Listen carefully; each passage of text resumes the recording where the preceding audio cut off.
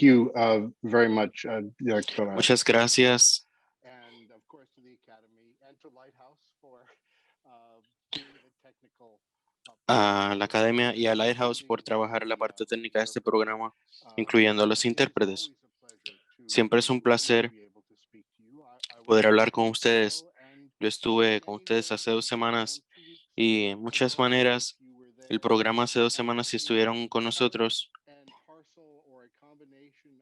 es una parte de lo que vamos a hablar, pero son independientes. Así que si no estuvieron en en el programa hace 2 semanas, eso no importa, ¿ok? Pero esta presentación pues continúa el conocimiento que discutimos en la anterior y gracias a todos por estar con nosotros y ustedes pueden hacer las preguntas que quieran, porque en Zoom queremos que esto sea, aunque estamos en Zoom, queremos que esto sea lo más participativo posible. Disculpen. Mi presentación va a hablar de 4 temas relacionados. Yo voy a empezar hablando, perdón, sobre la información que conocemos de la población LGBTQI más en Puerto Rico y en los Estados Unidos como una manera de poner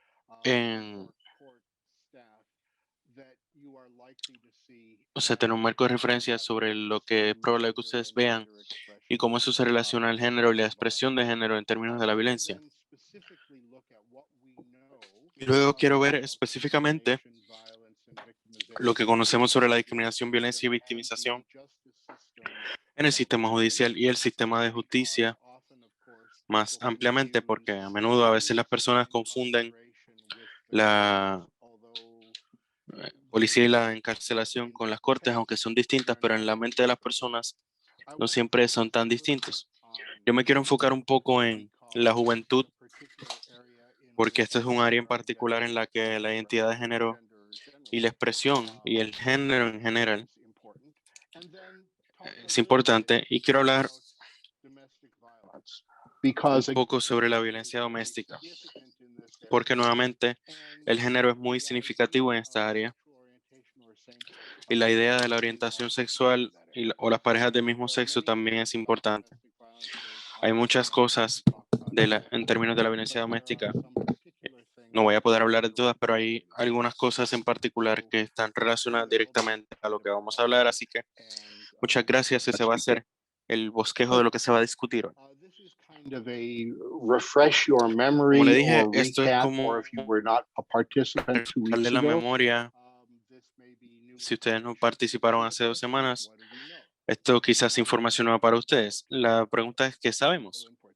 ¿Qué sabemos sobre las personas en Puerto Rico y más en general en los Estados Unidos? Y como creo que le mencioné la última vez, y esta es la misma diapositiva que la última vez, hay una tendencia muy grande que estamos viendo hoy en día, y es que hay un aumento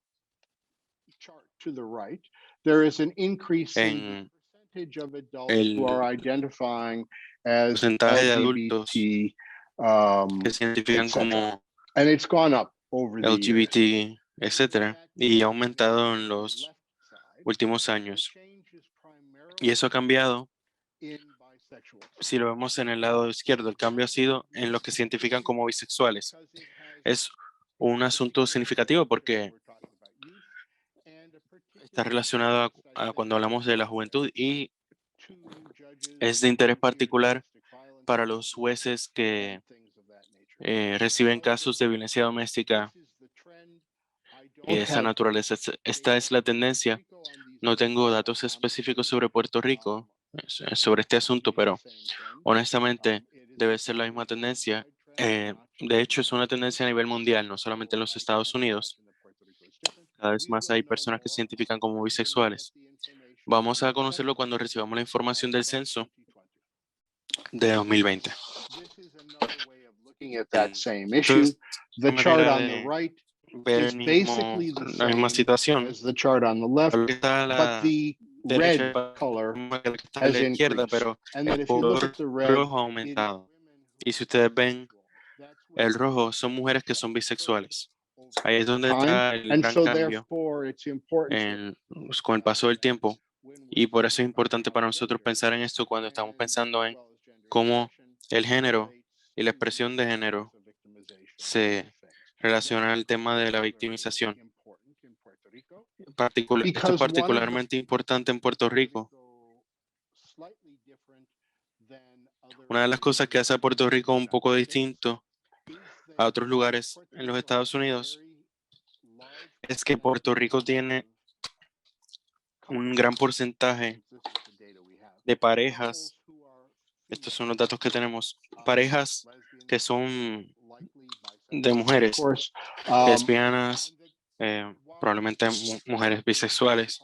Y aunque esto es cierto en otras partes de los Estados Unidos y del mundo, es particularmente cierto en Puerto Rico.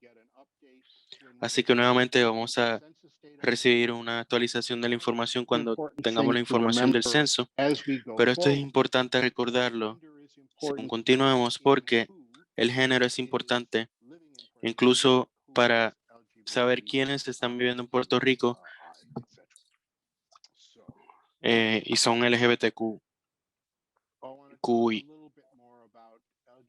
Yo quiero hablar un poco más de las personas LGBTQ en los Estados Unidos. Quizá noten que hay dos Qs aquí. Esto es algo que hacemos, lo hablamos la semana pasada, pero esto es muy importante para el tipo de tema de los que vamos a estar hablando. Y es, ¿cuál es la segunda Q? ¿Y qué significa? ¿O de dónde viene? La segunda Q en inglés, porque este es el acrónimo en inglés, es questioning. Personas que no están seguras o tienen dudas o que se están cuestionando su orientación sexual o identidad de género o alguna combinación de ambas. Y la razón por la que esto es importante es porque esto es un segmento muy importante de la juventud. De hecho, puede estar solapado con las personas que son bisexuales. Las personas bisexuales son su propio grupo de gente, pero para algunas personas hay una fase de transición entre identificarse como bisexual y luego identificarse como lesbiana o gay. No siempre funciona así. Algunas personas siempre saben que son bisexuales, o sea, no, no piensan que son bisexuales en lo que se dan cuenta que son lesbianas o gays. Son bisexuales, pero muchas veces se identifican como bisexual según están aceptando o explorando su propia sexualidad. Y eso es importante hoy porque, como vimos en la tendencia, el aumento en bisexuales, particularmente mujeres bisexuales, es una de las áreas más grandes de cambio en estas comunidades. Así que, dado que ya sabemos lo que es la segunda Q, vamos a ver algunos datos para que si ustedes le dan un vistazo al porcentaje de personas LGBTQ en los Estados Unidos, como dije anteriormente, hay un porcentaje un poco más alto de mujeres que de hombres en los adultos. En Puerto Rico, pienso que sería mayor para las mujeres que los hombres, pero si vemos los jóvenes, es un porcentaje mucho más alto de personas que se identifican como LGBTQ o questioning. La juventud tiene un porcentaje más alto tanto de mujeres bisexuales como de personas que se están cuestionando su identidad sexual. Y podemos verlo nuevamente cuando nos enfocamos en las mujeres. En el primero son mujeres adultas y nuevamente un porcentaje mucho más alto de bisexuales que lesbianas en la población homosexual. Y cuando estamos hablando de los jóvenes, la Q de questioning las personas que se están cuestionando o preguntándose a sí mismos sobre su sexualidad son un porcentaje más alto, 25%. Esto es un segmento particular de la población que cuando tienes jóvenes en, en la sala thinking in mind that o there is asuntos que involucren a menores, tienen que pensar si hay una categoría particularmente de mujeres or who are questioning their identity or have doubts about que their están teniendo problemas con su identidad. Y es quizás un grupo de personas que no reconozcan en su sala, pero les puedo asegurar que están ahí. Hemos visto este mapa anteriormente, se lo he enseñado. Esta es la diferencia entre las parejas gay y las parejas lesbianas que viven en diferentes pueblos de Puerto Rico. Me gustaría tomar esta diapositiva para hablar de algo de lo que no hablamos la última vez, y es que una de las cosas ciertas y que siempre ha sido cierta es que a pesar de esta idea en nuestras mentes de que las personas LGBTQ viven en comunidades con muchas otras parejas LGBTQ, la idea del gueto gay, si lo piensan así, de hecho, eso no es información precisa. Será mucho más preciso decir que las personas sin hijos pueden vivir en esas áreas, comunidades urbanas como gay ghetto, y tienden a ser varones porque hay menos parejas de varones que tienen hijos que las mujeres.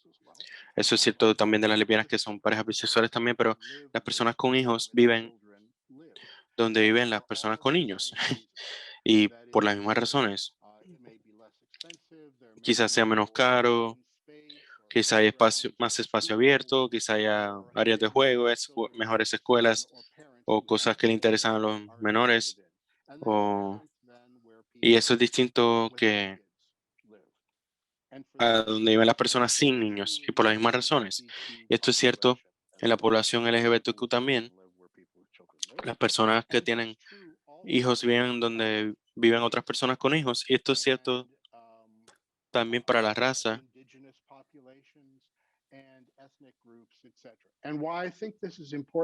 Y aunque pienso que esto es importante para los jueces, si viven en un área en la que ven a personas con niños a menudo, o ven personas de un grupo racial en particular, o con un trasfondo en poblaciones indígenas, van a ver personas LGBTQ también. Porque como dije, las personas viven en donde viven otras personas como ellas. Y la orientación sexual usualmente es una razón secundaria para vivir en un lugar. Las personas que tienen hijos o que son de cierta comunidad racial, eso tiende a ser el impulsor mayor para determinar dónde viven. Y como le dije anteriormente, cuando piensan en quienes están en su sala, probablemente vean la población LGBTQ que sigue las tendencias de donde viven la población que no es LGBTQ en un área. O sea, si tienen hijos, viven donde todo el mundo que tiene hijos vive también. Y si no, pues tampoco. ¿Alguna pregunta? Por favor, pónganla en el área de Q&A. El chat está,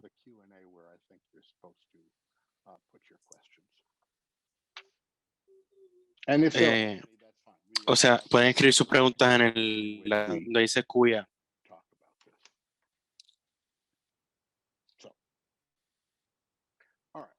Let's continue then. So I want to talk specifically bien. about discrimination, violence, and Quiero hablar victimization. específicamente de la discriminación, la violencia y la victimización en cuanto a la identidad de género y el género en el sistema de When I'm justicia. Y talking le about dije, cuando estoy hablando del sistema de justicia, voy a usar la idea del sistema de justicia que usan los usuarios de la corte, y que la población en general tiende a tener, que incluye no solamente las cortes o los tribunales, sino que incluye a la policía en un lado y al otro lado la encarcelación de prisioneros. Una de las cosas que conocemos, y estos datos son datos nacionales, una de las cosas que sabemos es que a pesar de todos los avances sociales que hemos tenido en la población LGBTQ, todavía hay una gran cantidad de crímenes de odio en los Estados Unidos por la orientación sexual de las personas. En Puerto Rico, como ustedes saben, hay una ley que cubre la orientación sexual y la identidad de género. Y estos datos no tienen nada sobre la identidad de género porque, de cierta manera, bueno, no de cierta manera, es cierto que en Puerto Rico, por la ley de crimen de odio, están mucho más avanzados que otros estados en los Estados Unidos. No todos los estados en Estados Unidos tienen leyes eh, de crímenes de odio en contra de la población LGBT. Yo creo que lo importante y que debe ser cierto en Puerto Rico también es el aumento. Hay dos cosas que están sucediendo. Hay un aumento en la aceptación social, entre otras cosas, y hay un aumento en la violencia contra estas comunidades. Cuando damos un vistazo a los diferentes aspectos de la discriminación y las cifras no importan tanto como la tendencia. Eh, Tenemos una cantidad significativa de personas que reportan discriminación en su contra en base a la orientación sexual en su lugar de trabajo. Y Puerto Rico tiene una ley antidiscriminación que cubre la orientación sexual y la identidad de género en los negocios privados y para los empleados públicos. Así que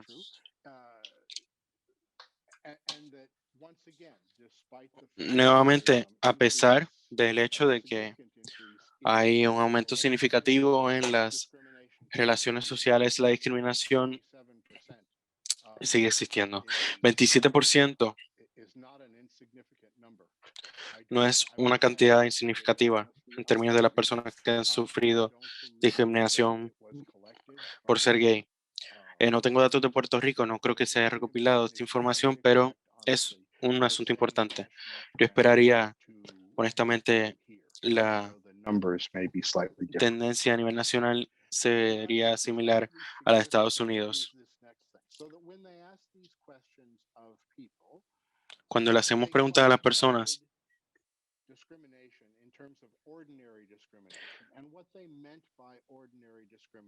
y le hacen preguntas sí, en términos de la discriminación ordinaria. Estos son ejemplos de una encuesta que es una encuesta a nivel nacional, incluyendo a Puerto Rico.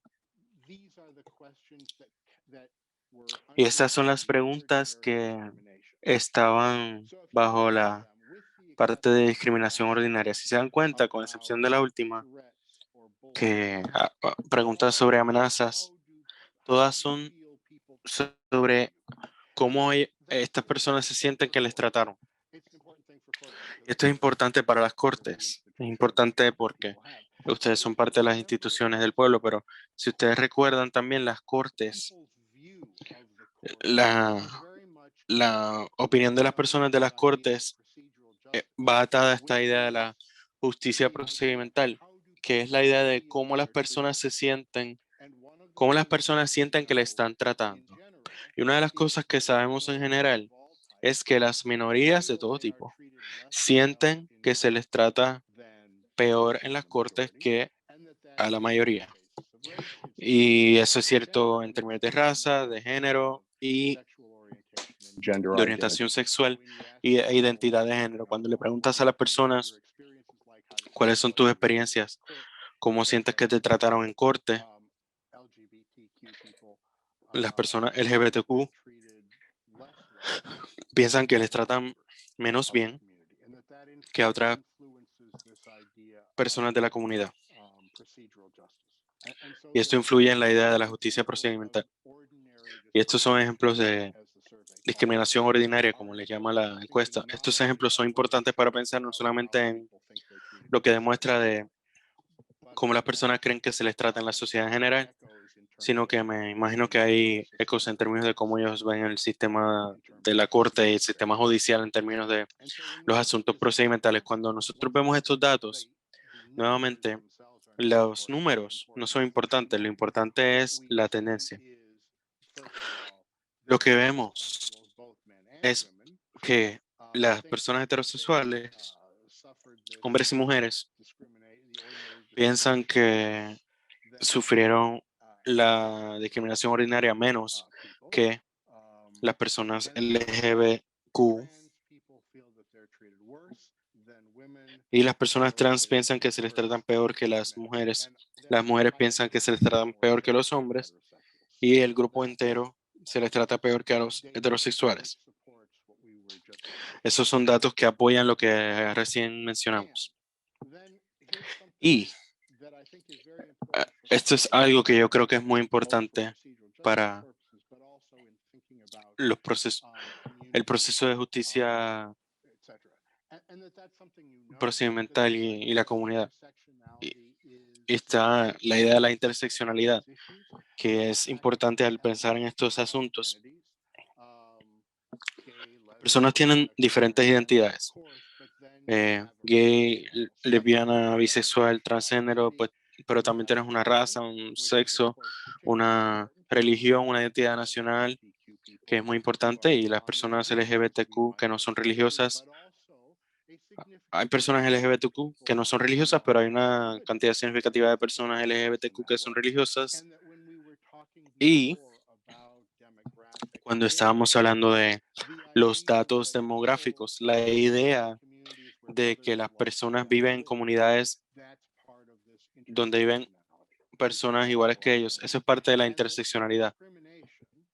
Y la discriminación es parte de y, e influye en varias identidades. Las personas que tienen varias identidades que son sobre las que se discrimina sufren más que los demás porque se discrimina más en su contra. Esta es una de las maneras significativas en las que las personas piensan eh, que está influenciado por algo que las cortes, perdón, que otra institución, o sea, las personas piensan que la corte y la policía es lo mismo, pero no es así. Sabemos que 16% de las personas LGBTQ reportan que han sufrido discriminación por parte de la policía. En términos de la interseccionalidad es un porcentaje mucho más alto. Las personas LGBTQ que también son miembros de otros grupos minoritarios, 24% de los encuestados dijeron haber sufrido discriminación. Eso es lo que significa la interseccionalidad. Y tenemos algo similar cuando estamos observando a las mujeres. 3% de las mujeres lesbianas, bisexuales y queer reportaron que tenían eh, problemas graves con la policía, pero sube a 8%, casi 8%, cuando no solamente eres LGBTQ, sino que también perteneces a una minoría, porque así es como la interseccionalidad funciona. Y si tomamos un vistazo a la otra parte, la población encarcelada, la población general de personas LGBT, perdón, el LBG, perdón, no estoy hablando de los transgénero todavía. Voy a hablar de ellos por separado. La población es más o menos 3.5, por lo menos cuando este grupo de datos se reportó. Si vemos la población en prisión de hombres gays o bisexuales, que es el azul oscuro, o hombres que tienen sexo con hombres, que ese es el azul claro, que quizá no se identifiquen como bisexuales en la población de prisión. Eso es una distinción importante. Hay una serie de personas que en el mundo fuera tienen sexo con hombres, pero no se consideran gay. Así que es mucho más alto. Que son gay, bisexual o tienen sexo con hombres en las prisiones es más alto que los grupos gay y bisexuales de hombres en la población en su totalidad. Lo que nos llama la atención es cuando miramos la información para las mujeres.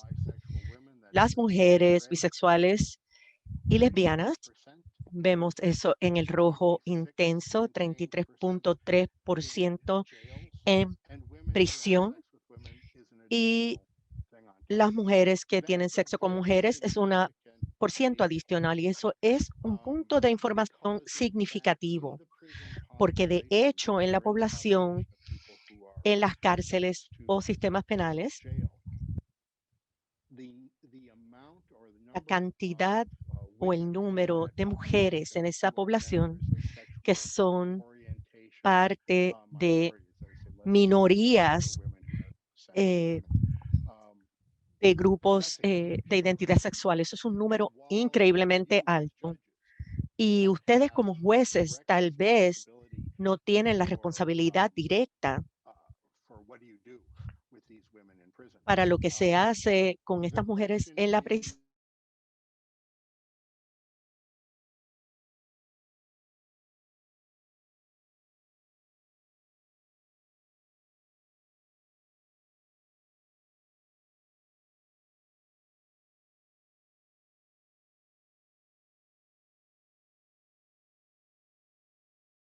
Heterosexuales en comparación con los gay bisexuales, y sabemos una serie de cosas de esos dos grupos de personas. La posibilidad es mayor de que los reclusos LGB hayan sido víctimas de violencia sexual en la niñez y que son victimizados sexualmente mientras están en prisión. La probabilidad es mayor a que sean aislados o en confinamiento solitario o sean víctimas de otras sanciones, y eso sufre o es mayor la probabilidad de que sufran la angustia psicológica y problemas psicológicos como resultado de varias cosas. Y sabemos que como un grupo, los hombres bisexuales o gay que están en prisión tienden a ser mayores, pero las mujeres tienden a ser más jóvenes. Así que 33% de la población de las mujeres que están en prisión, encarceladas, tienden a ser más jóvenes y más jóvenes que la población heterosexual. Así que hay unos asuntos significativos de sexualidad en las poblaciones penales. Entonces la pregunta es ¿por qué? Y una de las cosas que la gente menciona es que los estereotipos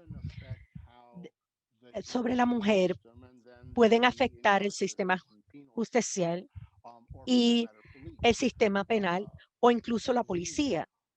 La manera en que estas entidades miran a las lesbianas, etcétera, y tiene que ver con esta perspectiva de que las mujeres que son lesbianas, bisexuales, transgénero o se identifican como queer son diferentes de las normas femeninas o lo que esperamos que se vean o sean o actúen las mujeres en la sociedad general. Y muchas veces, como un ejemplo, vemos a estas mujeres que son lesbianas, bisexuales o transexuales como más masculinas o más agresivas. Y si se percibe a la gente de esa manera, si usted es un policía y las percibe así, o en la corte la perciben así, o como un guardia o encargado de una prisión, eso va a tener unos efectos.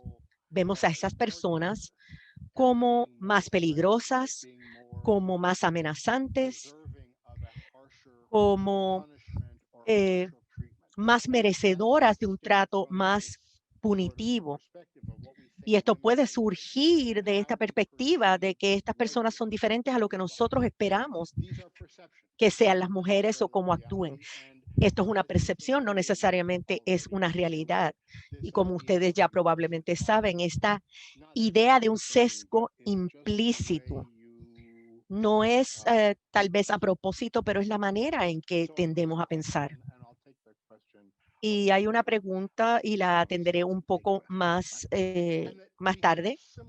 Y entonces tenemos también estereotipos similares pero diferentes de los hombres y cómo eso afecta en el sistema judicial es lo que vamos a discutir. Y una de las cosas que sabemos de los hombres es que la conformidad de las ideas masculinas tiende a ser que los hombres son masculinos, son machos, son todas estas cosas, y eso es un indicador de agresión, perpetración de violencia y victimización por violencia entre los hombres. Pensamos que pelear es masculino. Eso es parte de este estereotipo de lo que es ser hombre. Y todo eso lleva a comportamientos de riesgo en los hombres en general. Los hombres tienden a tomar riesgos en términos de guiar, fumar, beber y otros tipos de comportamientos sociales. Y las personas que ven este estereotipo masculinos tienden a considerar esos comportamientos. Los hombres gay, bisexuales o transexuales sienten las mismas presiones sociales porque viven en esa misma sociedad. Y hay áreas donde estas presiones son muy altas. Y esto pasa también para los hombres gay, bisexuales y transexuales. Así que ellos también se comportan de maneras riesgosas y tal vez más aún porque si la persona no está cómoda con ser gay, podría ser que entrara en comportamientos aún de más riesgo debido a que no necesariamente estamos en una sociedad donde se acepta esa identidad. Y por supuesto, esos riesgos pueden llevar a un contacto mayor con el sistema judicial juvenil y el sistema judicial en su totalidad. A veces,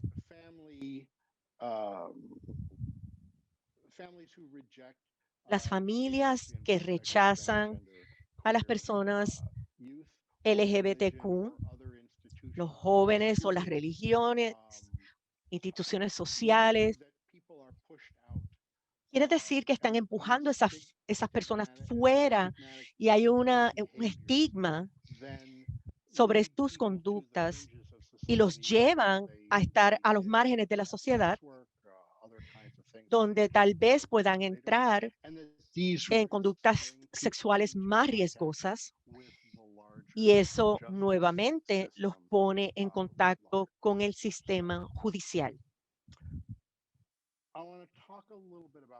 Quiero hablar acerca de la prisión y es significativo para las mujeres. Y una de las maneras en que Puerto Rico es diferente a otras jurisdicciones es que en Puerto Rico hay más mujeres bisexuales, lesbianas. Me sorprende. No es de sorprendernos que los reclusos de la comunidad LGBT tengan más relaciones sexuales consensuales con otros reclusos. Eso no debe sorprendernos a ninguno de nosotros. Y es cierto, es un hecho. Pero lo que esto quiere decir es que porque esas relaciones no son legales en prisión, rutinariamente son castigados por ese comportamiento y reciben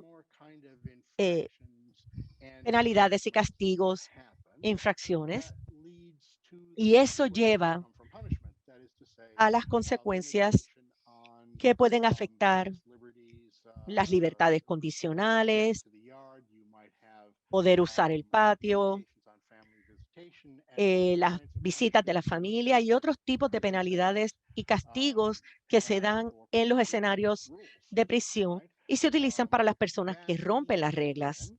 Y eso entonces nos lleva a que las autoridades piensen que las poblaciones LGB son menos obedientes, tienen mayor posibilidad de cometer infracciones que sus pares heterosexuales, que entonces nos lleva a mirarlos o escudriñarlos de una manera más severa y que los disciplinan más severamente porque son personas que repiten estas infracciones. Y eso es cierto cuando estamos viendo su comportamiento sexual, pero también cuando vemos otros comportamientos que no tienen nada que ver con el sexo. Por ejemplo, empezamos a mirar otras infracciones que ocurren en las prisiones.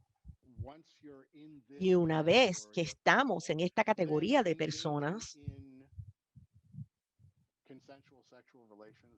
que entran en estas relaciones sexuales consensuales, que sería lo que es normal que esperemos de las personas, aunque no es legal en prisión, tenemos entonces más problemas y se convierte en un ciclo de cómo las personas son tratadas en las prisiones.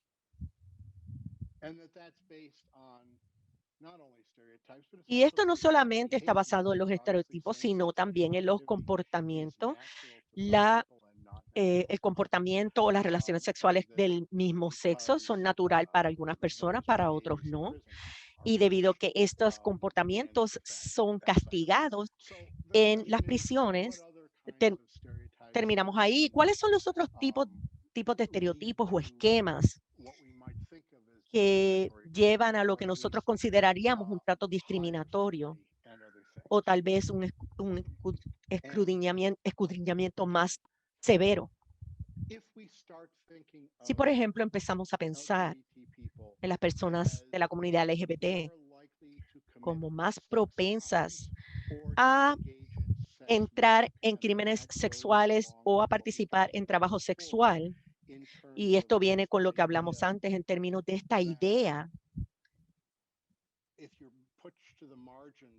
de que si la sociedad te saca de su entorno, te deja al margen, te sacan de la familia, y eso es un problema muy habitual entre los jóvenes, pero también tienes discriminación en el trabajo y otras cosas que ya mencionamos. Entonces, las opciones son limitadas. Las opciones que tienes disponibles son limitadas, así que vas a tener que participar en el trabajo sexual o cometer estos otros delitos.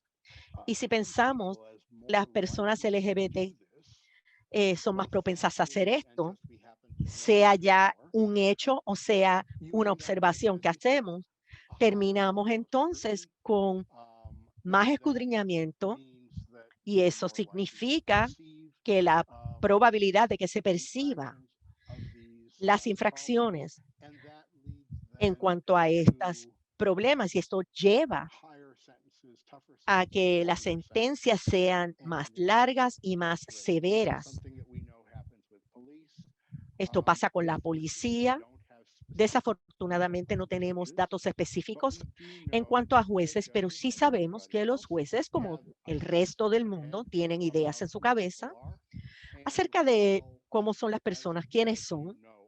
Y aunque como juez, usted también sabe que eso no se supone que influya en su comportamiento, la realidad, a través de los estudios que hemos hecho, sabemos que hasta cierto grado sí sucede. Esa es la manera que estamos hechos como personas y los jueces batallan contra eso todo el tiempo, pero es el comportamiento normal humano y a veces no es posible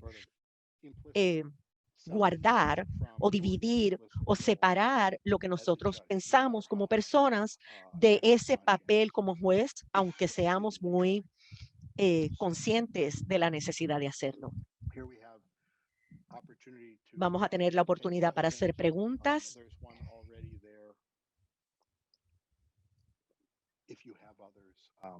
Si hay alguna otra pregunta también la podemos discutir. La pregunta lee. La pregunta es la siguiente. No sé si ustedes todos la pueden ver.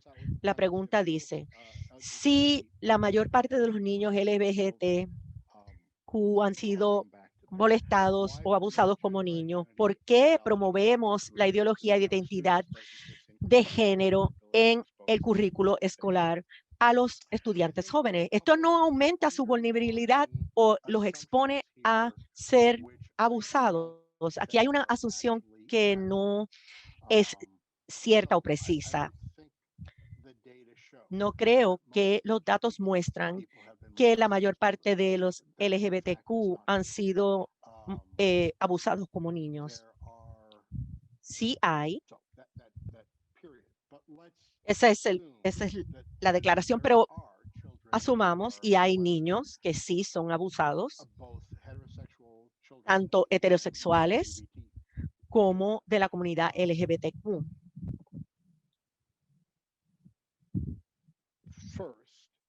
Primero que nada, en prisión, los que están en prisión, correcto. Sí. Pero si pensamos en las estadísticas de las personas que están en prisión, hay dos cosas que son ciertas. Es decir,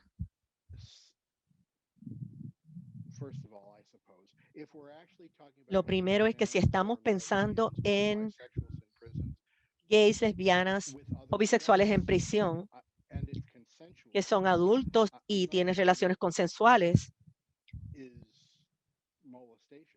yo no creo que es abuso. De hecho, no es abuso. Estamos hablando de relaciones sexuales consensuales. Se castiga en la cárcel porque todo tipo de actividad sexual se castiga en las prisiones. No pasa mucho que haya relaciones consensuales heterosexuales en una prisión del mismo sexo porque la oportunidad está disminuida. Podría pasar entre presos y guardias. Pero yo pienso que pensar acerca de lo que es bueno para los niños y tomar decisiones acerca de lo que es bueno para los niños en base a ¿y qué pasa si llegan a prisión? Esto es lo que les va a pasar. Creo que ahí hay unas cuantas brechas vacías en términos de lógico. Yo creo que son cosas diferentes. Lo que es bueno para los niños es lo que les importa a los psicólogos infantiles y creo que eso es diferente a lo que sucede en prisión.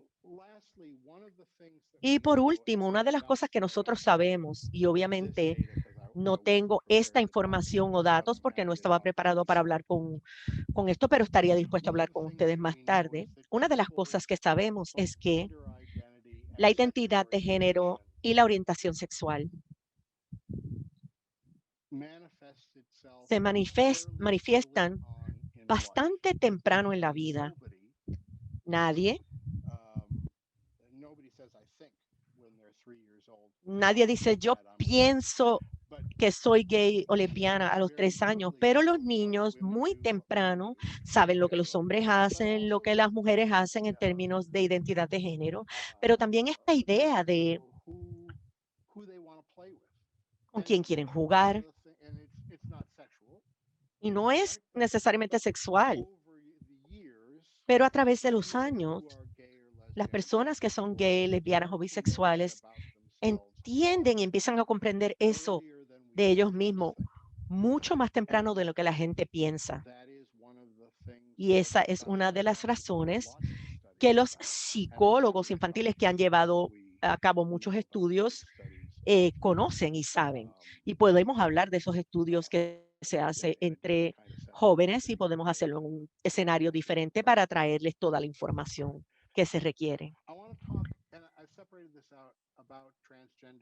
Y separé a los transgéneros Estas personas que ven en pantalla son personas que salen de espacios en la Internet de personas transgéneros, son personas que se identifican como no binarios y es un grupo diverso, como pueden ver, que por supuesto es lo que esperaríamos. Cuando miramos a las personas trans, su victimización, trato, es similar pero diferente a las lesbianas, gay, bisexuales, y por eso quiero tratar este tema aparte. Sabemos que en términos de victimización, los hombres y mujeres que son trans tienen un % bastante y significativamente más alto que los hombres y mujeres cis. Así que si recuerdan de la semana pasada, y si no estaban ahí, las personas cisgénero, que no son transgénero, que su identidad de género está a la par con el sexo que se le asignó al nacer, sí también pueden ser victimizadas, pero el % es mucho más bajo que las personas transgénero. Así que la identidad de género, ser transgénero, afecta de manera significativa la probabilidad de victimización. La diferencia es enorme, como pueden ver en la gráfica. Y lo que a veces sucede es que las personas que son transgénero se enfrentan a un mundo que les hace difícil, ellos entienden, vivir una vida normal, entre comillas, porque la manera en la que sienten el mundo es tan diferente y la manera en que el mundo los trata, es imposible llevar una vida normal. Y comienza con la policía, nuevamente. La policía son importantes porque eso va a darle un color, va a darle una sensación a las personas de lo que es el sistema judicial. Y hay un fenómeno donde las personas que salen como transgénero, que se presentan como transgénero ante la sociedad, les lleva a ser acosados en los espacios públicos. Es como la experiencia de guiar siendo negro, la experiencia que los afroamericanos tienen cuando están guiando en la carretera, todo bien, pero son negros y las posibilidades de que los detengan es mayor que la de una persona blanca. Y en el caso de los transgénero, este fenómeno también ha sido documentado. Ser transgénero en público lleva a acoso y a otros tipos de comportamiento de parte de la policía. Y una vez que usted tiene un expediente policial, se le va a hacer más difícil mantener su empleo o encontrar un empleo, encontrar una situación de vida estable. Va a ser más difícil encontrar renta de apartamentos y otros aspectos que son parte de nuestra vida diaria y que son ciertos para todo el mundo, pero con un expediente criminal o policial, eso va a aumentar las dificultades en todas estas situaciones normales del diario vivir. Y si encuentra esa situación de vida estable, si puede encontrar empleo o mantener su empleo, nuevamente, cuando usted no tiene ninguna de esas cosas, vuelve a estar en el margen de la sociedad y entonces tiene que sobrevivir. ¿Cómo consigue el dinero que necesita? ¿Dónde vive? A lo mejor vive en la calle. A lo mejor tiene que llevar a cabo trabajo sexual u otras cosas parecidas. Y las personas transgéneros hemos visto esa dinámica de lo que ellos reportan a un % mucho más alto que otras comunidades. Y cuando miramos a la interseccionalidad, vemos la misma cosa. Estos son datos e información de, no tengo, esto es para los Estados Unidos, pero no es de Puerto Rico, pero asumo que debe ser muy parecido en Puerto Rico. ya sea basado en raza, etcétera, es que las personas trans que son negras tienen más problemas, más acoso y este tipo de comportamiento que aquellas personas que son trans y son blancas o son de la raza mayoritaria en el área donde viven. Había una pregunta. Creo que lo más importante es que todas las amenazas y comportamientos que vimos cuando estábamos hablando de las personas LGBT han aumentado en los porcientos para las personas transgénero. Y eso no debería sorprendernos. Se puede esperar a medida que las personas se acostumbran más a aceptar y ver a las personas lesbianas, gay y bisexuales. Pero el caso de el transgénero es diferente. Pero porque las personas no se sienten tan cómodas y no tienen tanta experiencia entendiendo las personas transgénero y las personas con diferentes identidades de género,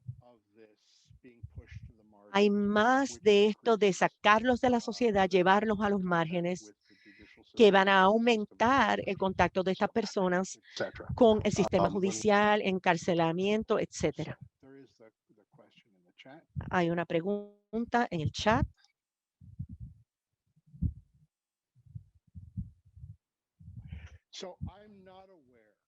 No es.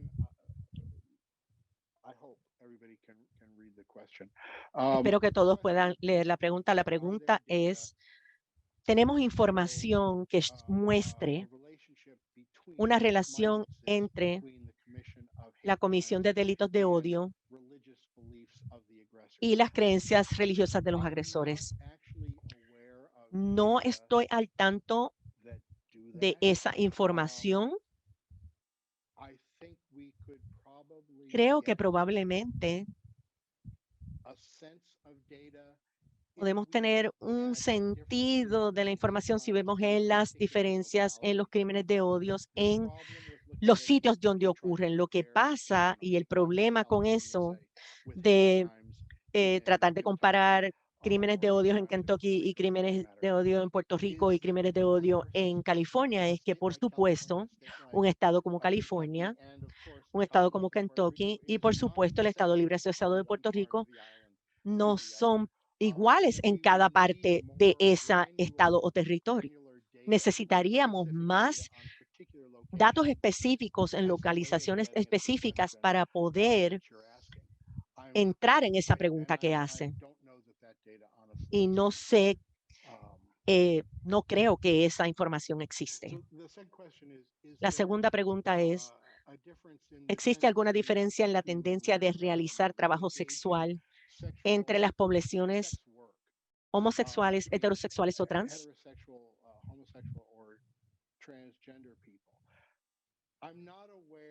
No conozco de la distinción entre lesbianos, gays, bisexuales y los heterosexuales, aunque creo que la información muestra que la mayoría de las personas, generalmente mujeres, que entran en trabajo sexual son heterosexuales. Pero hay un porciento un poco más alto de lo que esperábamos para las personas transgénero. Y eso es porque hay un porciento mucho más alto de personas transgénero que están en la calle sin hogar, han sufrido discrimen y no pueden conseguir trabajo. Si vemos la información sobre los trabajos, y hay mucha información sobre eso y podría hablarles más de ello, una vez que las personas se identifican como transgénero, los botan de los trabajos, aunque haya leyes como hay en Puerto Rico de que esto no es legal. Y las personas tienen problemas como personas transgénero para encontrar y mantener sus empleos. Y entonces las personas para sobrevivir tienen que hacer otras cosas y van a entrar en cualquier tipo de trabajo que puedan, sea trabajo sexual, que es uno de esos crímenes de supervivencia. Robar también es otro.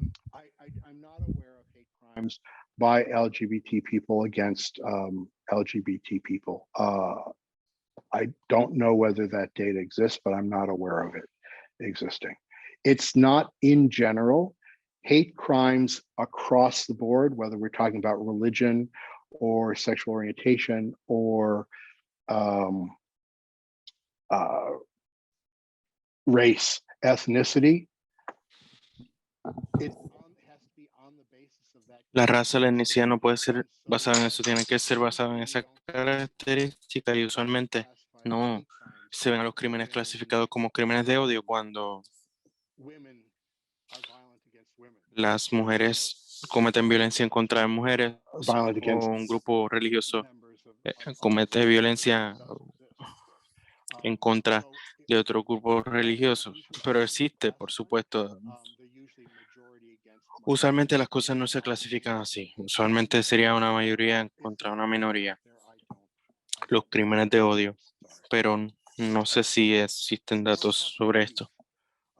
Yo quiero hablar de la juventud. Los jóvenes son un aspecto importante de quiénes son las personas LGBTQ. Cualquiera de ustedes que tengan una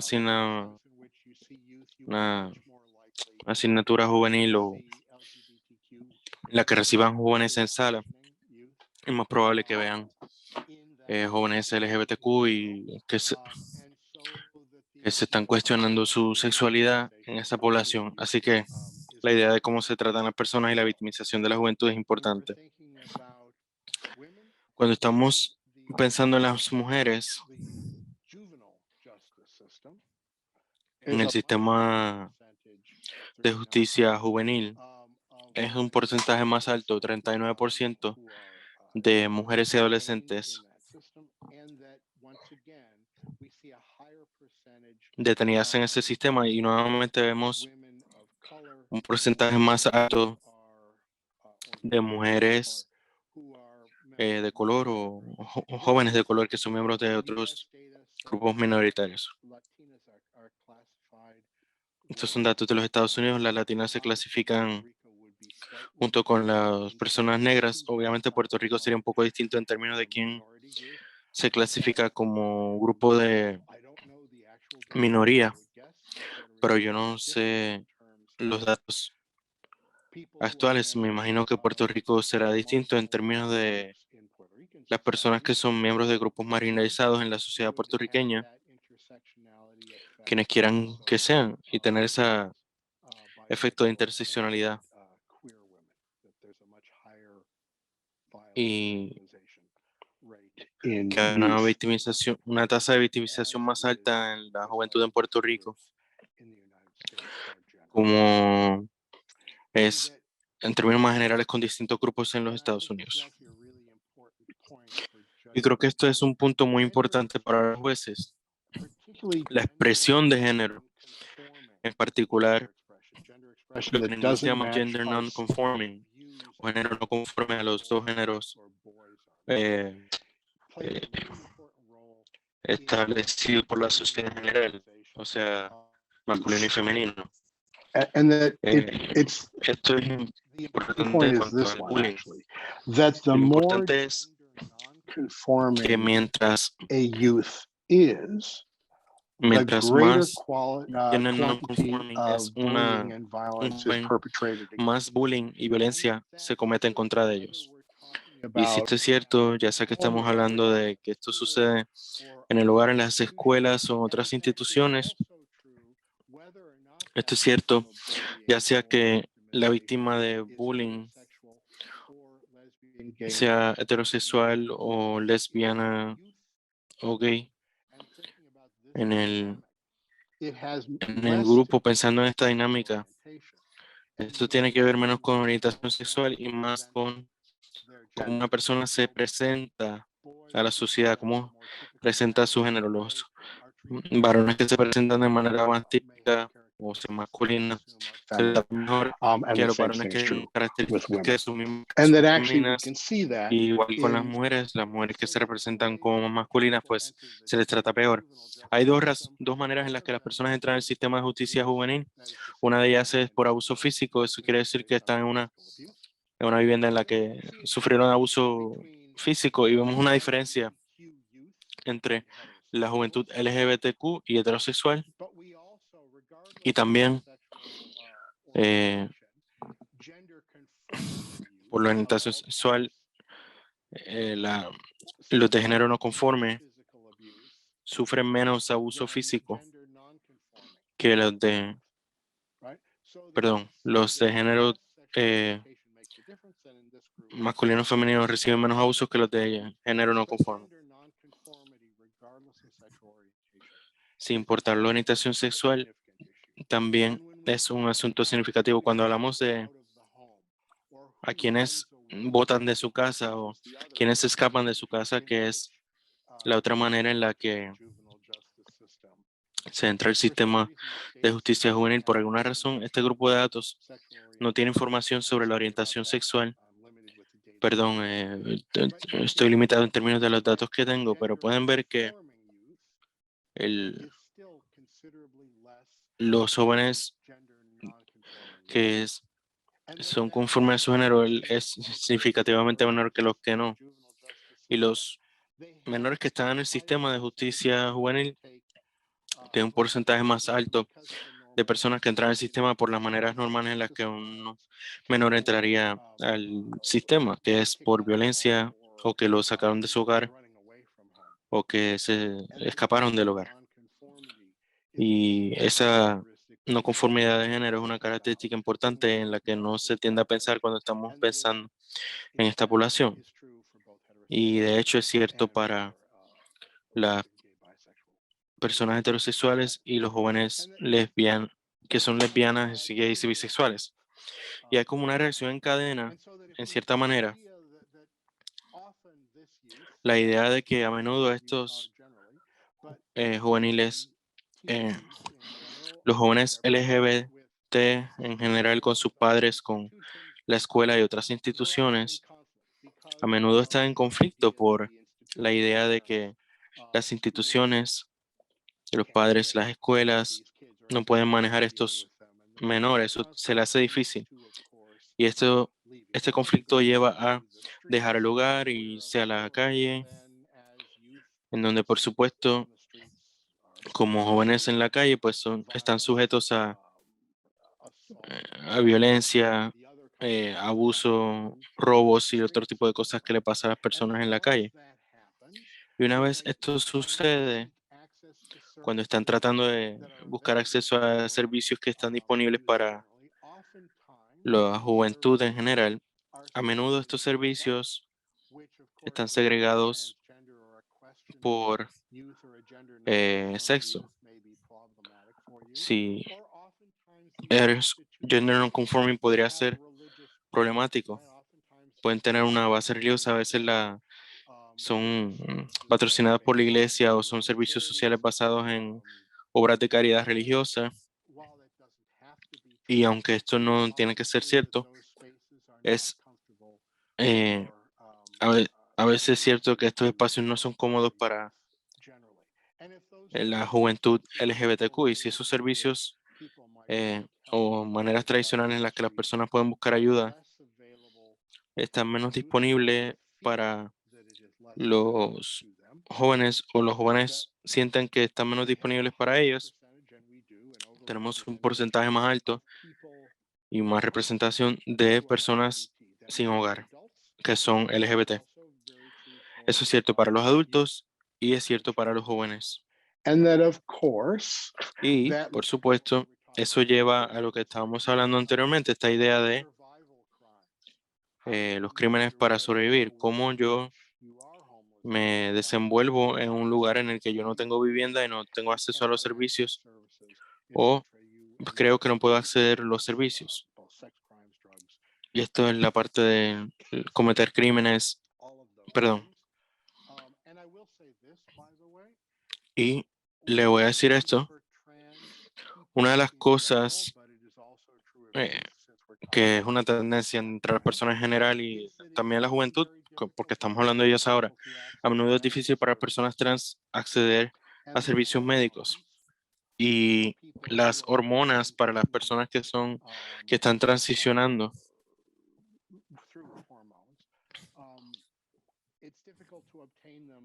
es difícil obtenerlas a través de canales normales, o por lo menos piensan que los canales normales no van a estar disponibles para ellos.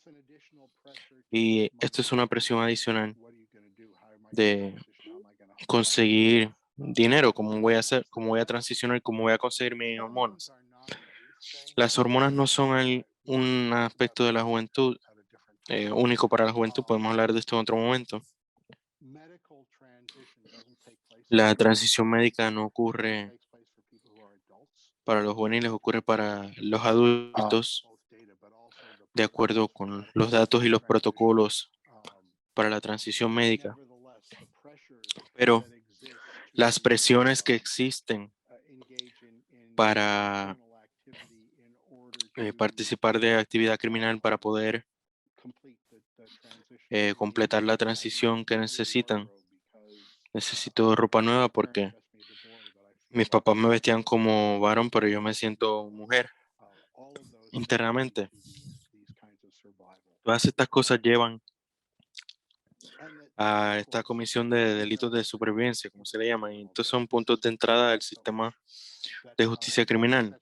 Así es como funciona, y no es tan distinto como los jóvenes no LGBT.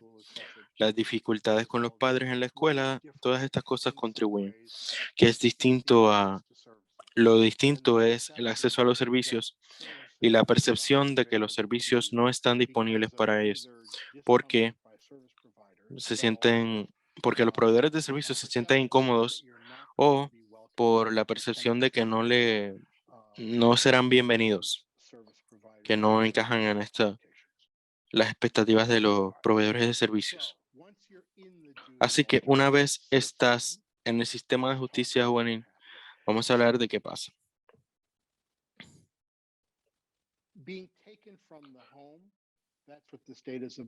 Eh,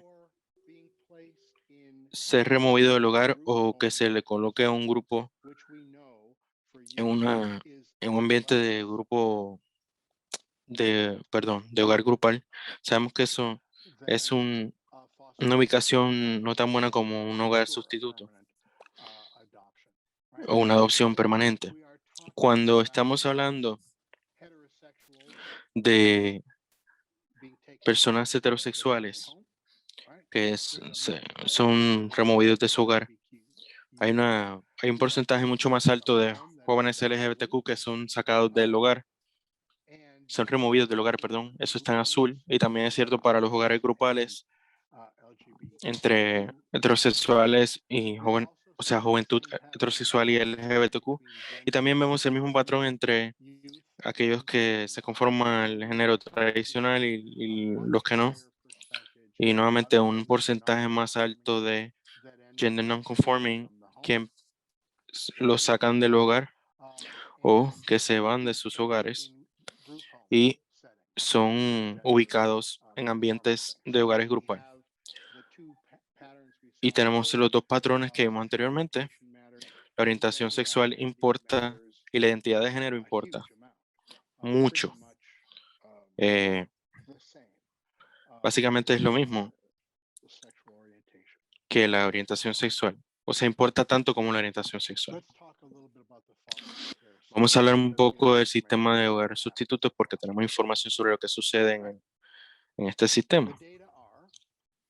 Los datos son que aproximadamente 4% de las de personas que son cisgénero, que no son transgénero, lesbianas, bisexuales y queer, mujeres lesbianas, bisexuales y queer, que son adultas, en el pasado habían vivido en cuidado sustituto cuando eran menores.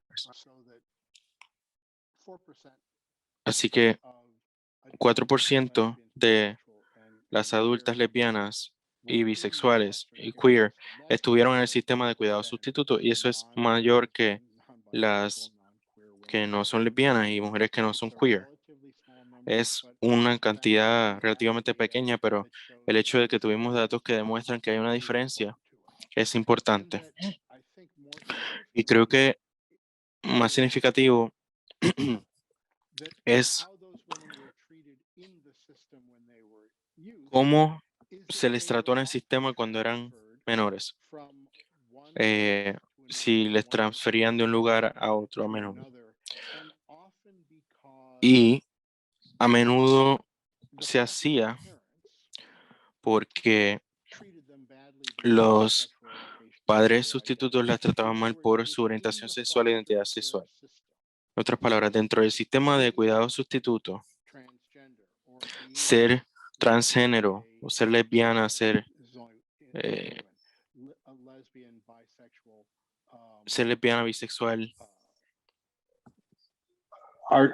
have a less good foster care tienen una peor experiencia en el sistema de cuidado sustituto que otras. Y a menudo por el hecho de que la ubicación en cuidado sustituto no es apropiada para ellas, o que los padres sustitutos no pueden manejar el tener una, una joven cuya orientación sexual no es la típica en su hogar. Y como sabemos, mientras más se mueve a un menor de una ubicación a otra, o hogares grupales y otras fallas del sistema, por decirlo de alguna manera, menos, o sea, peor serán tratados por el sistema y peor van a salir del sistema. Y estos son datos que tenemos sobre cómo la identidad de género y la orientación sexual afectan sus experiencias en el sistema de cuidado sustituto. No tengo los datos porque no se me ocurre en el momento, pero es cierto también que la interseccionalidad juega un rol en el tratamiento de las personas en el sistema de cuidado sustituto. Los jóvenes que son de grupos minoritarios tienen un patrón similar, y los jóvenes LGBTQ en el sistema de hogares de crianza, que eran parte de minorías raciales o de otros grupos minoritarios, reciben peor tratamiento en el sistema de cuidado sustituto también. Como transición al próximo tema, tenemos información sobre la violencia y lo que llamaríamos violencia de pareja que los adolescentes tienen unos con otros, y lo que hemos visto cuando estamos hablando de violencia sexual y violencia física en estas relaciones adolescentes, una vez más la cantidad no es lo importante, es el patrón que observemos. Cuando hablamos de estudiantes lesbianas, gay o bisexuales, o algunos que tienen dudas sobre su sexualidad, tienen mucha más experiencia con violencia sexual y de género en sus relaciones que las parejas heterosexuales. Esta es una diferencia bastante dramática entre esos grupos. Y si damos un vistazo a las mujeres adolescentes lesbianas, gays y bisexuales y las mujeres heterosexuales en esa misma categoría, también vemos una diferencia.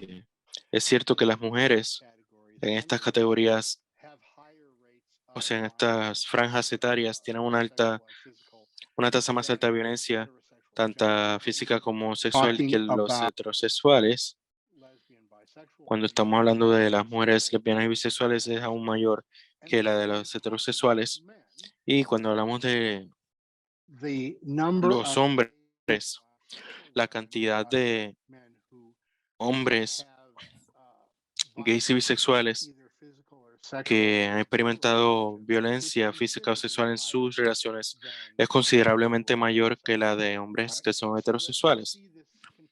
Y vemos este patrón continuo, no importa cómo veamos los datos,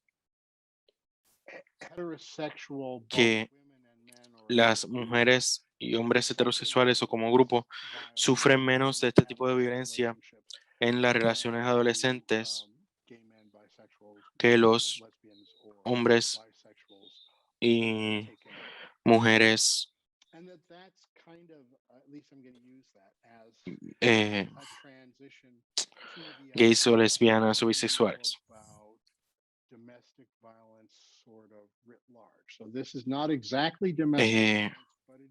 Esto no es exactamente violencia doméstica, pero es un problema en términos de las relaciones que tienen. Antes de hacerlo, hay preguntas sobre cómo la orientación sexual y la identidad de género, en este caso, en particular la expresión de género, influye en la violencia en la juventud. Yo no veo ninguna pregunta, pero si tienen preguntas ahora, pues estoy dispuesto a contestarlas. Me gustaría comenzar la fase de violencia doméstica de manera un poco diferente.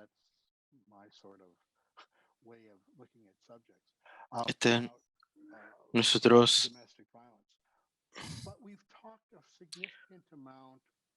hemos hablado bastante durante esta sesión y de hecho si estaban en la última sesión sobre la idea de las percepciones de las personas y de las situaciones en las que están, pero la percepción de otras personas sobre ellos. Y tengo algunas ideas que tomé de Google, unas imágenes que tomé de Google, y son imágenes que aparecen, son las que más aparecen cuando yo busco violencia doméstica en Puerto Rico. Estas son las imágenes que aparecieron. Y yo quiero que las observen. Estamos hablando de violencia doméstica. Surgió esta imagen, esta, esta, esta. I'm gonna spread, so that's what I said, I Googled violence in Puerto Rico. Cuando yo busqué violencia doméstica en Puerto Rico, estas fueron las imágenes que salieron. En la sección de preguntas y respuestas, si les gustaría participar, quiero que me respondan qué ustedes ven en estas imágenes.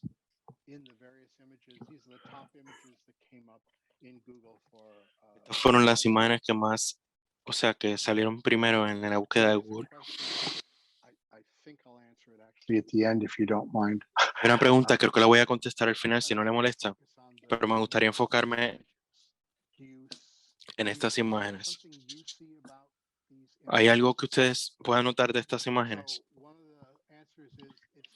Una de las respuestas es que solamente hay violencia contra la mujer. ¿Algo más? Solo son parejas heterosexuales, las mujeres son víctimas.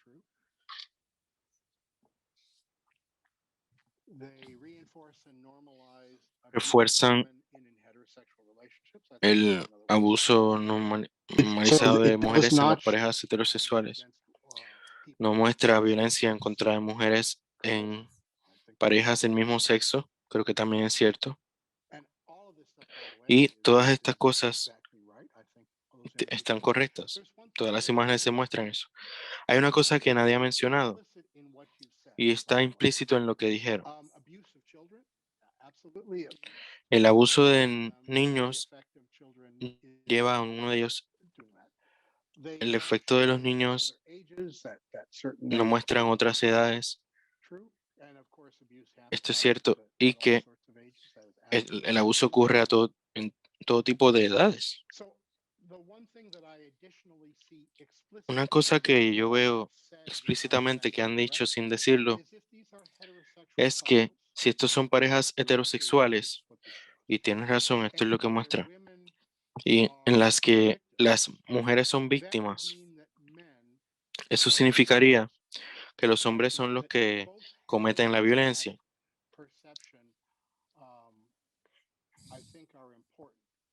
Yo creo que ambas partes de esta percepción son importantes, que tendemos a ver a las mujeres como víctimas, a los hombres como los que cometen la violencia, y que esa dinámica, eh, por supuesto, en las parejas heterosexuales existe, pero esto deja fuera la verdad de lo que sabemos de la violencia doméstica. Uno es que los hombres pueden ser víctimas o sobrevivientes de violencia doméstica y que las mujeres pueden cometer violencia doméstica. Pero también es cierto, por supuesto, como han dicho ya, que hay violencia doméstica en relaciones del mismo sexo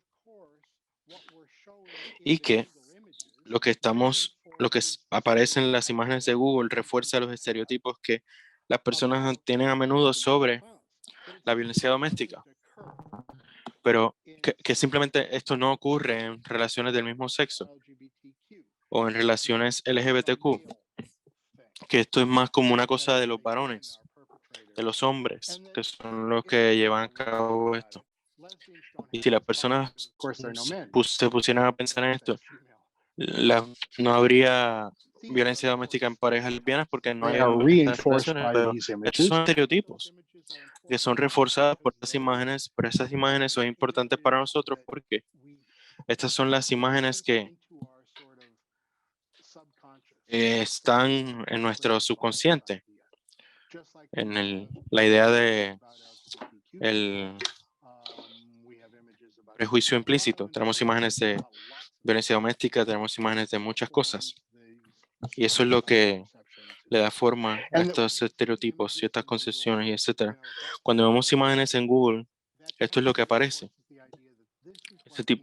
Esto refuerza la idea de que esto es lo que las personas tienden a pensar sobre, que esto es en lo que las personas tienden a pensar cuando piensan en estos asuntos. Y por supuesto existen los datos de que los hombres a veces son víctimas, menos que las mujeres, por supuesto, pero los hombres a veces son víctimas, sí, que hay victimización y violencia doméstica en parejas del mismo sexo o en relaciones LGBTQ también.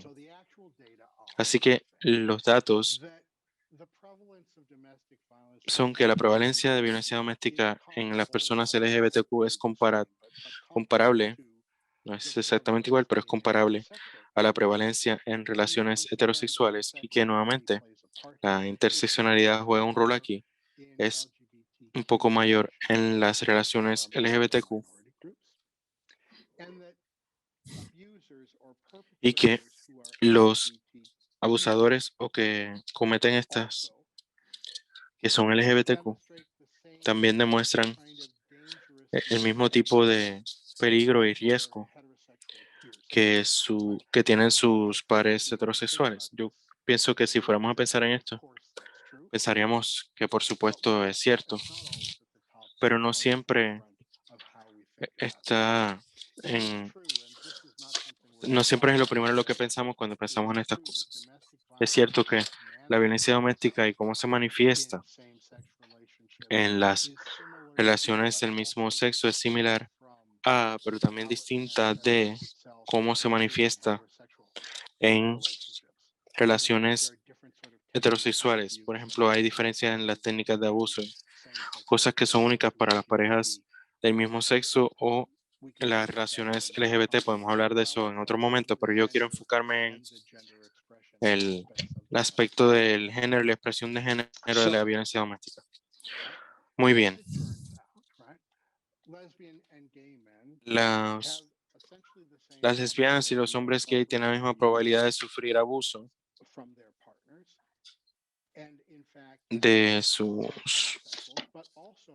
parejas que los heterosexuales, pero también tienen un riesgo mayor de probabilidad de sufrir este tipo de abuso que de la violencia llevada a cabo en contra de los crímenes de odio y otro tipo de violencia.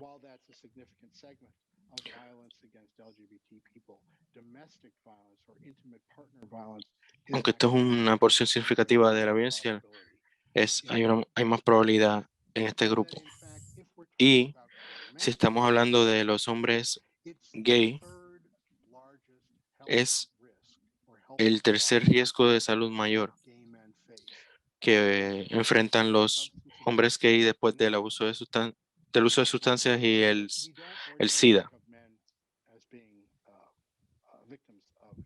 Muchas veces no pensamos en que los hombres son víctimas de violencia doméstica, punto.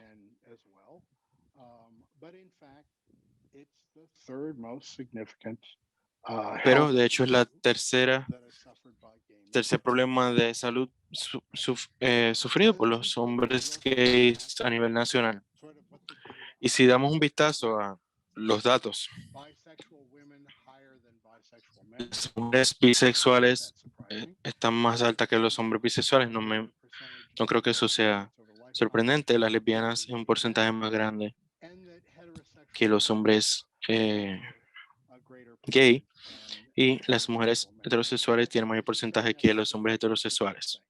Lo que creo que esto nos muestra es un tienen una probabilidad mayor de ser víctimas de violencia doméstica que los hombres. Aunque también hay casos opuestos.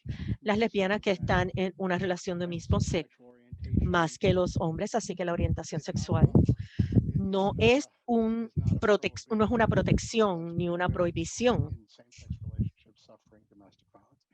para sufrir violencia doméstica, y las personas bisexuales, el caso de las mujeres bisexuales es más alto que en las demás categorías. Las mujeres bisexuales más altas que las mujeres lesbianas y las mujeres heterosexuales. Y lo mismo pasa con el hombre bisexual. Y si recuerdan, lo primero que hablamos cuando estábamos hablando de lo que sabemos de las personas de la comunidad LGBTQ es que en el caso de los bisexuales, especialmente en el caso de las mujeres, son el grupo dentro de la comunidad, de las comunidades LGBTQ, es el grupo más grande y que de hecho son víctimas de violencia doméstica en más ocasiones que las lesbianas o las mujeres heterosexuales. ¿Y por qué las personas bisexuales a veces no las tomamos en cuenta porque son invisibles para nosotros? No estamos pensando en ese grupo de personas. Sin embargo, ese grupo es un % creciente en la población LGBTQ. Y cuando hablamos o pensamos de la violencia doméstica, debemos pensar como jueces, como trabajadores en la corte, como personas, ¿cuál es la relación que estamos viendo? ¿Es esta persona una persona bisexual? Porque muchas veces esas cosas pasan sin verse por las razones que vamos a comentar. Tenemos la información al tope de la diapositiva. Eso es simplemente como un punto de referencia, pero si vemos la relación en las que se da la violencia doméstica para las personas bisexuales, los hombres bisexuales, las lesbianas y los hombres gay, lo que vemos es algo que a lo mejor ustedes no pensaban. En el caso de los bisexuales, sean mujeres o sean hombres, están en relaciones con personas de otro género o sexo. Por ejemplo, mujeres bisexuales en relaciones con hombres, o en el caso de los hombres, hombres bisexuales en relaciones con mujeres. ¿Y quién es el perpetrador de la violencia? Son personas de otro género. Eso quiere decir que cuando estas parejas llegan a sus salas, a lo mejor no se dan cuenta ustedes que hay una relación bisexual. Tal vez no ven las dinámicas que ocurren en una relación bisexual, que son diferentes a las dinámicas que ocurren en una relación heterosexual. Aun cuando ustedes vean hombre o mujer que está frente a usted, eso está escondiendo unas diferencias que pueden existir en una relación sexual o una relación donde hay una persona que es bisexual y otra persona de otro género. Y son dinámicas que van a ser diferentes a lo que se da en una relación heterosexual. Los tipos de violencia que se dan en este tipo de relación son diferentes a cuando las personas son heterosexuales. Y esto tal vez jamás llegue a usted y jamás usted lo vea, porque se esconde detrás de la idea de que lo que está frente a usted es un hombre y una mujer. Cuando tomamos una mirada a las parejas del mismo sexo, podría ser más obvio para ustedes de que estos son personas del mismo sexo y de que hay una situación de violencia doméstica, pero también vemos que algunas de estas relaciones, especialmente en el caso de mujeres y en Puerto Rico, recuerden que la mayor parte de las parejas del mismo sexo, más del 70% son mujeres, 30% son hombres. De acuerdo con el censo, ustedes van a ver un número significativo de lesbianas que están en relaciones, aunque se identifiquen como lesbianas, están con un hombre y sufren esta violencia doméstica también.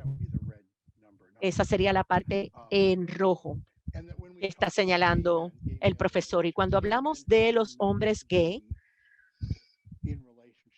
ellos generalmente no están en relaciones con mujeres. Hay algunas personas que sí. Y hay algunas veces violencia doméstica en esas relaciones.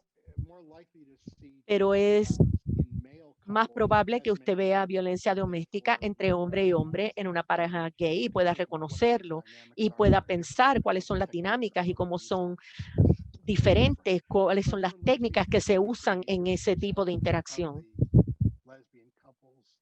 Pero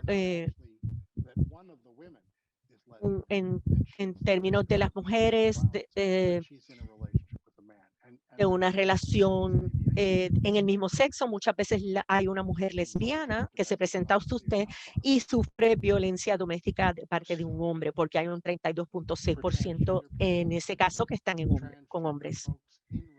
Las personas transgéneros que están en relaciones con un hombre o con una mujer, o si es del mismo sexo o con un sexo diferente, sufren violencia doméstica a una tasa mayor que las personas cisgénero, las parejas.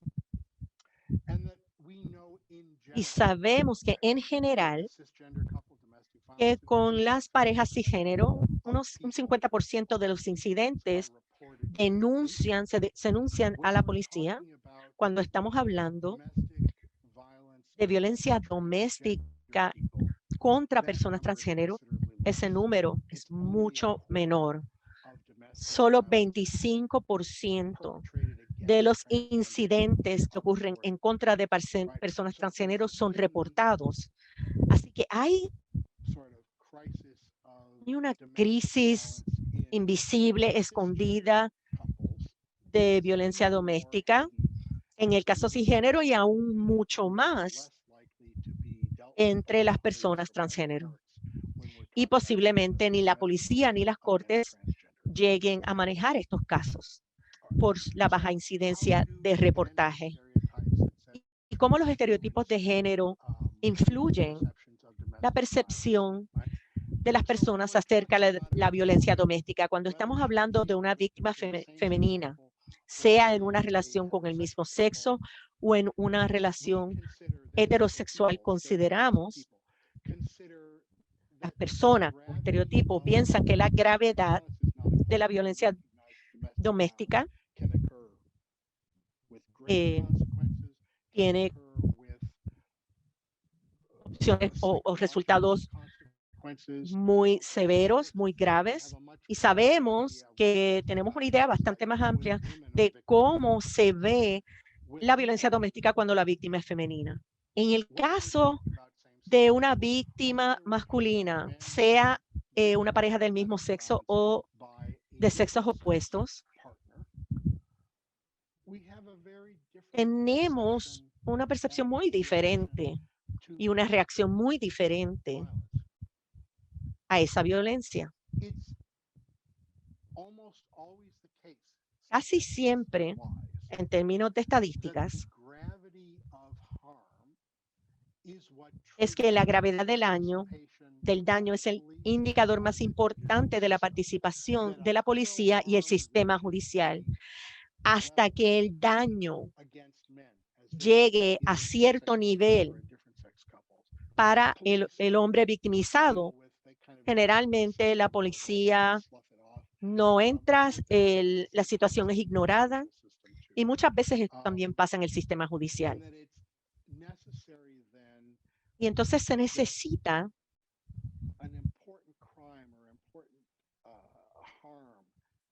que suceda un daño grave a la víctima masculina para que se tome en serio la violencia doméstica como un problema en las cortes y de seguro con la policía. Y es parte de esta idea de que los hombres no son víctimas, porque eso se ata a las percepciones que tenemos y que estábamos discutiendo cuando vimos las imágenes de Google.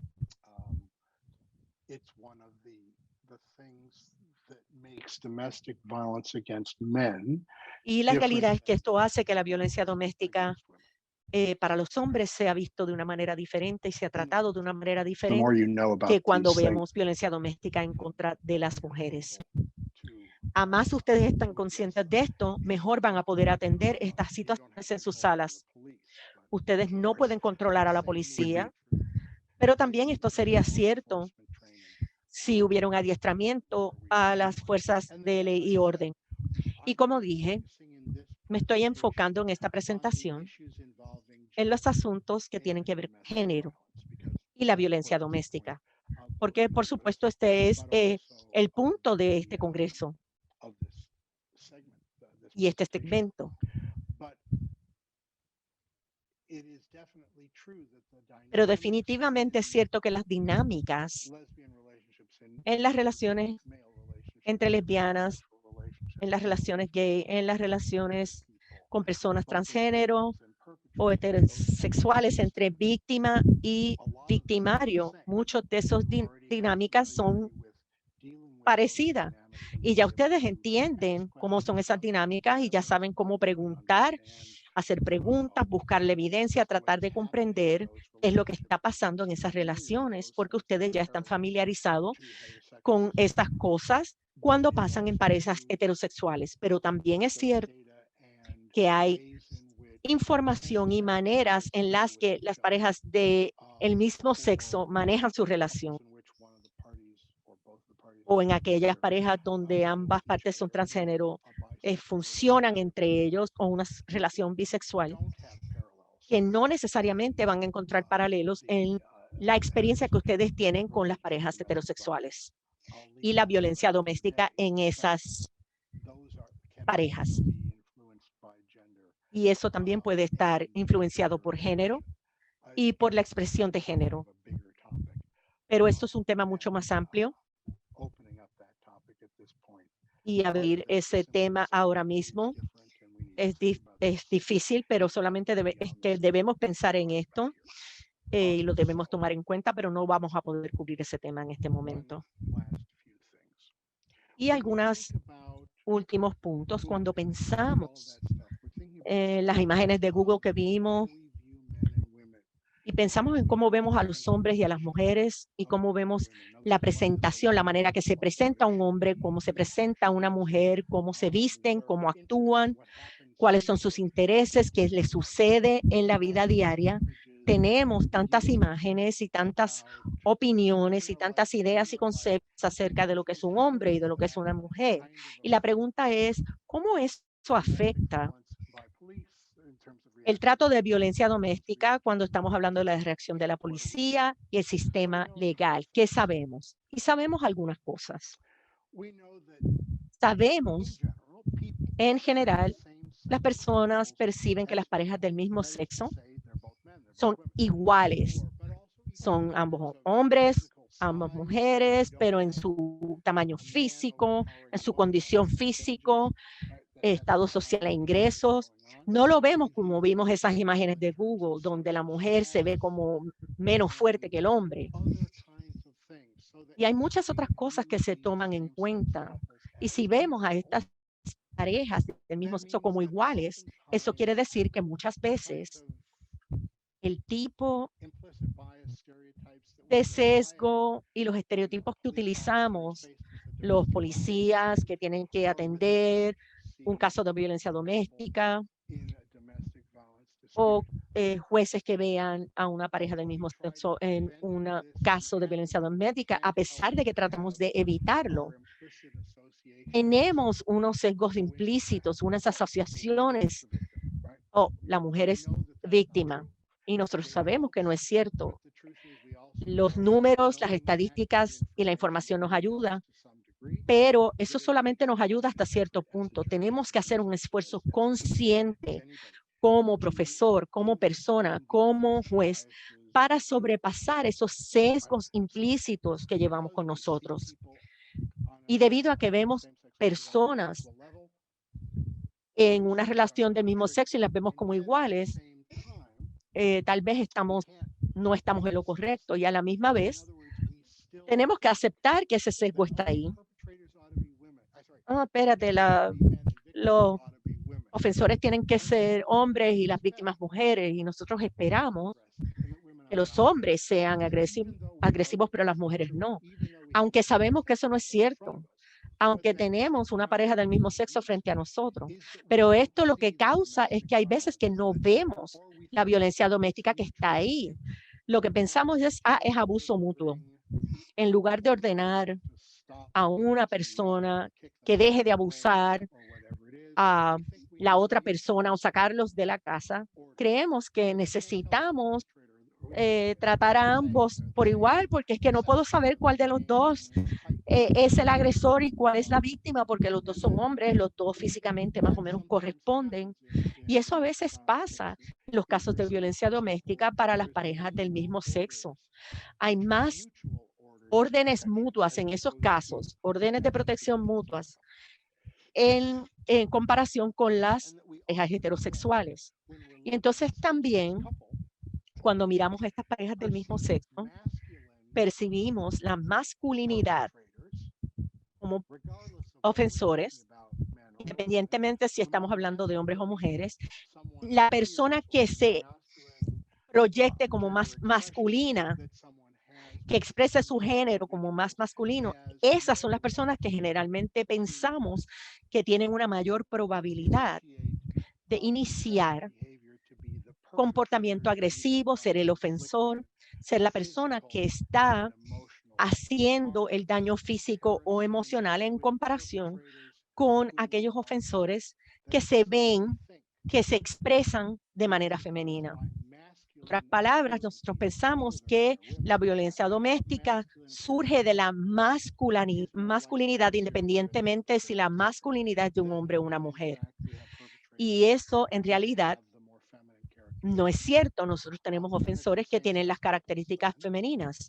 Y para las parejas del mismo sexo tenemos estas ideas de lo que es masculinidad y feminidad que a lo mejor no podemos reconocer conscientemente, pero es parte de la manera típica en la que tratamos la violencia doméstica. Y vemos la masculinidad como más agresiva que la feminidad.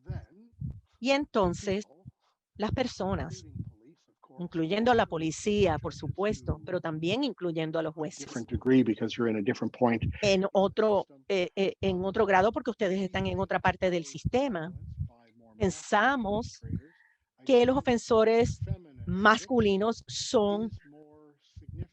es más significativo contra individuos femeninos que el opuesto. Por ejemplo, ofensores con características femeninas hacia aquellas personas con características más masculinas. Y en el caso de las parejas del mismo sexo, pensamos que es un abuso mutuo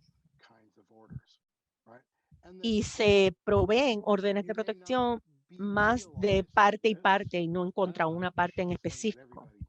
No estoy diciendo que todo el mundo hace esto, pero es parte común de lo que surge cuando hablamos de la masculinidad y feminidad.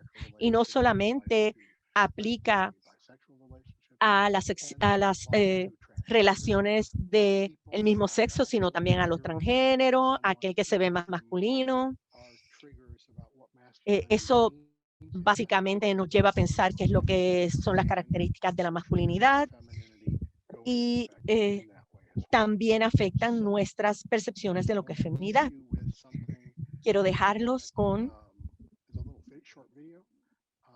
un video y hablaremos de él. Este es un examen de concienciación. ¿Cuántos pasos hace el equipo blanco?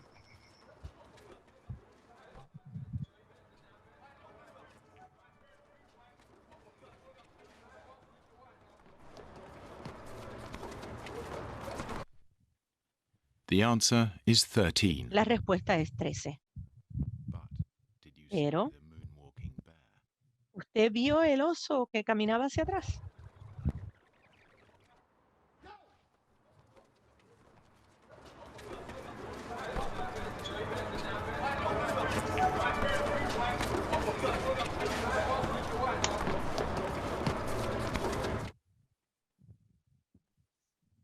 Es fácil no ver algo que no estamos buscando. Así que creo que este es lo más importante de la presentación, es que nosotros sabemos que cuando vemos ciertas expresiones o patrones de género, las reconocemos porque las entendemos, sabemos dónde están, reconocemos esa expresión y lo encontramos en todas partes, pero no siempre pensamos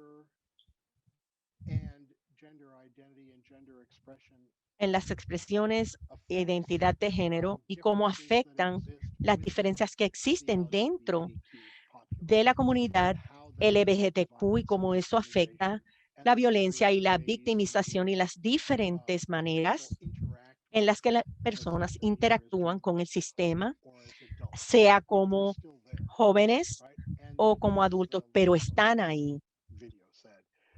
Y eso es básicamente lo que el video les quiere decir. Es fácil pasar por alto algo que usted no está buscando, pero una vez usted está alerta y empieza a buscar esto, como todo, usted va a ser mejor a la hora de percibirlo.